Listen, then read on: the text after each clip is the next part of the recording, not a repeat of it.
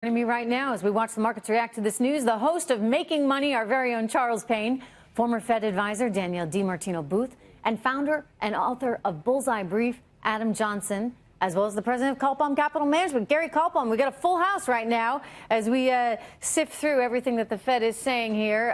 Not terribly surprised, right, Gary? I mean, 0.25%, that's what people were sort of looking for, thinking was needed. What struck you most about what we just heard?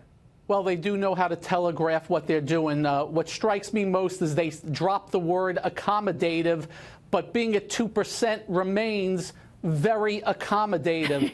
The last time we had an economy like this, the Fed was at 6% and higher in the early 2000s. On top of being at 2%, which is nothing, you still have Europe and Japan at -0.4% and still printing money, and China just went on another easing program. So all this easy money continues to backstop economies around the globe, even though some not doing so well, and without a doubt definitively has been helping markets since 2009, and markets still in very good stead.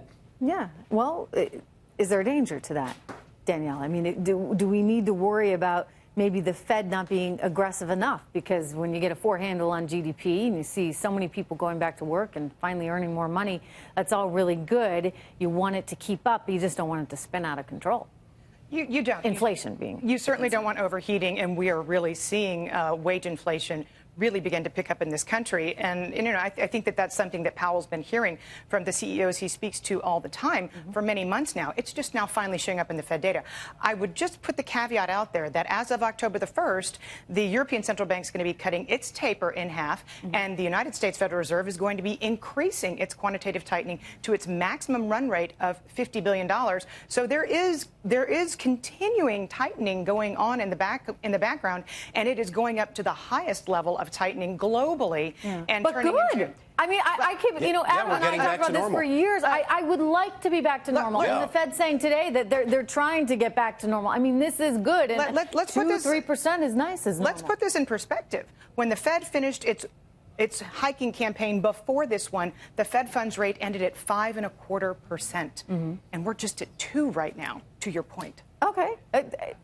I kind of like it. You know, it feels like the right thing to be doing. It is the right thing. Given the success of our economy. And, you know, it bothered me that we were so low for so long and printing away at them. Well, and you know, just ask Danielle about that and her former mentor at the Dallas Fed, Mr. Fisher, who was adamant that the Fed had overstayed its welcome, kept rates far lower than they should have been. Thank God we're getting back to normal. The only surprise for me, as I listened to what we just heard from the Fed read to us in Washington, is that the Fed still thinks that the economy is only growing 3.1%. The Atlanta Fed has a concurrent indicator, in other words, where they think it is right now, and their number right now is 4.4%, which is higher than what we saw in Q1 and Q2. This is a great story, Trish. It's the 2 E's of earnings and employment. I love everything except that GDP forecast. All right, so we're going to be hearing momentarily from Mr. Powell, who will be answering some questions there and talking to reporters in his update. Charles Payne, what do you think would be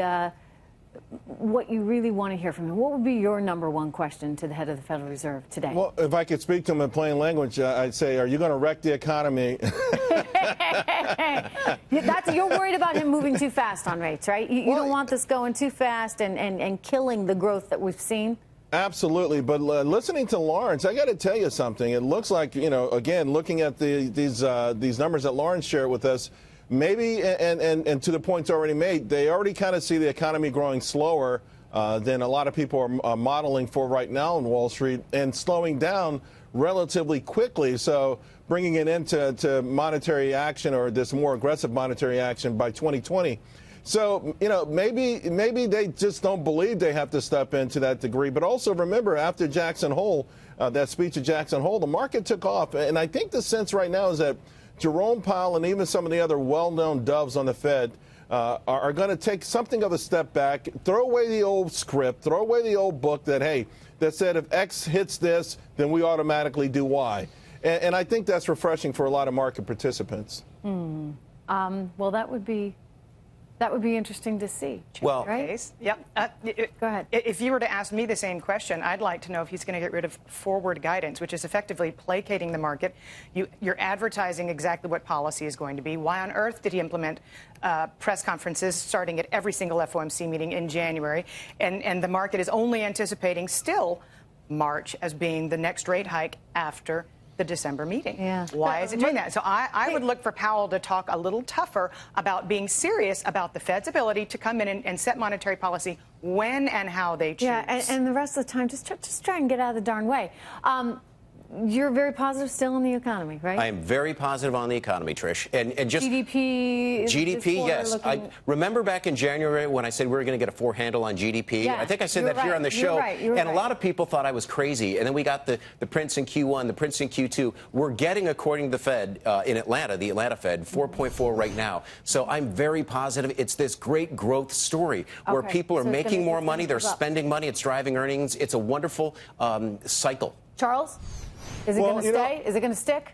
Yeah, I agree with Adam, although some people still think he's crazy, but kudos to him for calling it early. Are you calling me crazy, Charles? Absolutely not. Absolutely not. Hey, and I will say to Danielle, I think one of the reasons the Fed wants to, at least Powell wanted to do this is because it felt like, not having these press conferences at every meeting somehow telegraphed when they wouldn't or would not raise rates, right? Because the thinking was they would never raise rates without an immediate press conference, and so it held back their ability to be more nimble, which is what she's saying she wants them to be. Yeah. Hey, I also think it took the romance out of the picture, right? I mean, when you know exactly what the Fed's going to do as an investor, well, we don't have to pay as much attention to all the Fed watchers. We don't get to anticipate and think through. We go on autopilot as a market, and I don't think that Powell cottons to that. I think that he likes the element of surprise. Hey, so do I. All right. By the way, I just realized this is going to be my last time watching the Fed, or at least being on the air